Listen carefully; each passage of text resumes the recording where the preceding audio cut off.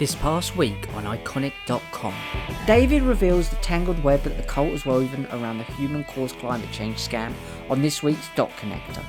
When you exaggerate, the next time you got to exaggerate some more, and then a bit more, and then a bit more, until you enter the land of fairy tales and fantasy. Jamie goes back to basics on the foundations of health with Tonya Buxton. The best thing you can do is cook from scratch.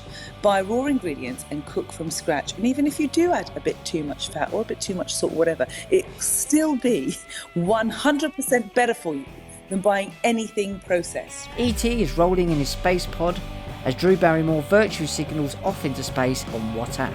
Do you want to know, ironically, who dislikes me the most sometimes? Who? Myself.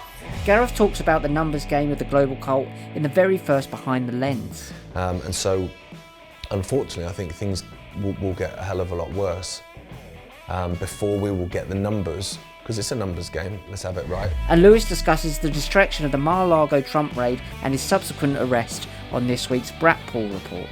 Vice President Mike Pence and others had classified documents as well. And so this completely dispelled this whole narrative that the Mar-a-Lago raid was somehow going to get Trump. But that distracted from the disastrous economy headlines. That distracted and was an attempt directly from the Democrats to interfere in the midterm elections. Gareth chats with political commentator Patrick Henningsen about depleted uranium in Ukraine.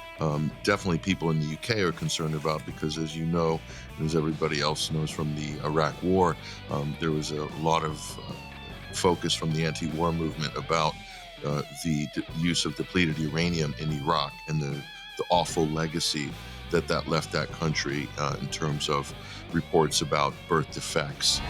All this and much more available now on Ickonic.com. Start your 7-day free trial today.